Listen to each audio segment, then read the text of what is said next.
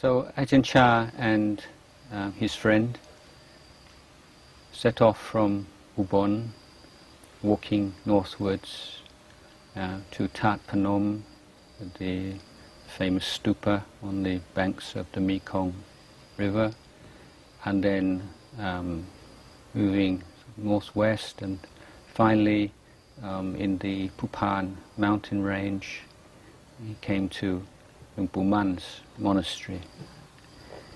And he says immediately when he walked into the monastery there was something about the atmosphere in the monastery which was really special, and something really kind of powerful feeling.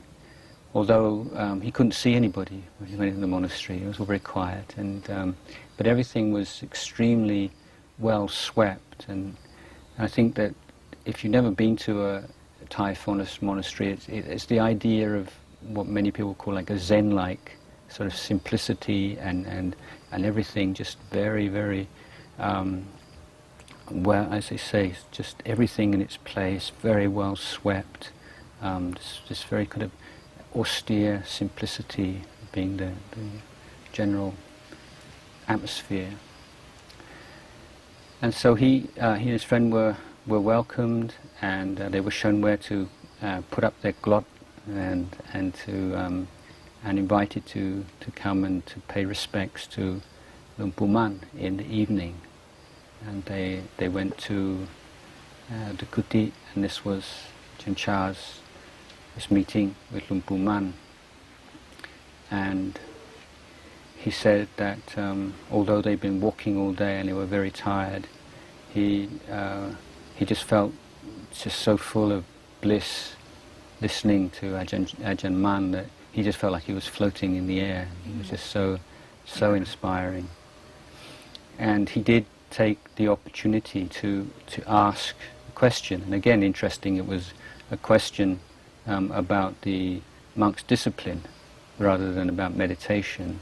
At least, as he tells us that his question was, he's studying these texts, the Pubbasika text and the Visuddhimagga texts, and it's just so complicated, and there are so many clauses and exceptions, and he'd come to feel discouraged. I think it's not something that I can live by. It's so complicated, that you can't keep it all in your mind at the same time. So, what's the best way to practice with this? And Ajahn Man said that Luang Pu Man said that there are two basic principles underlying the monk's discipline, and one is hiri and one is ottappa. Okay, and if you keep these two principles, then everything else will just come naturally.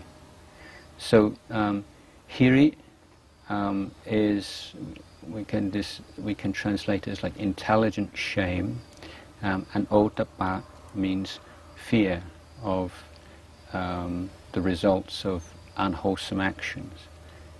Maybe I'll just explain those a little bit. Shame doesn't have such a good name in the West these days, and but I think that let me see. Why I call it intelligent shame is it arises from reflecting on your duties, your responsibilities, what your ideals, your aspirations, to the extent that those become very clear to you.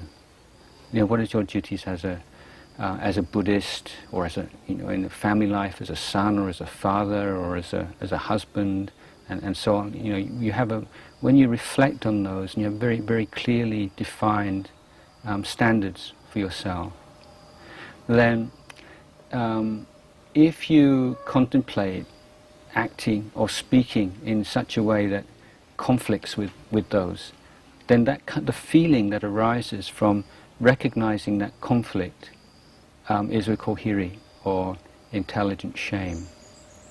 So it's a feeling that arises, but it arises because of a wise understanding of conventional realities.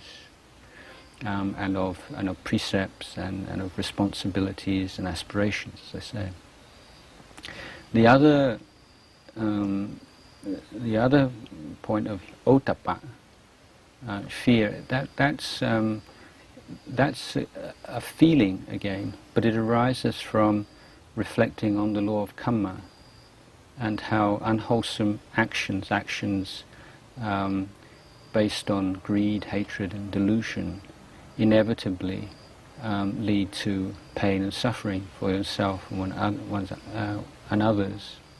And so being able to stop and to recognize the consequences of one's actions and the suffering that will arise from acting and speaking in certain ways gives rise to this kind of fear. So if we say shame and fear, then people, well, do I want to be someone who feels ashamed and fearful all the time? It doesn't sound like something that you want to develop in yourself.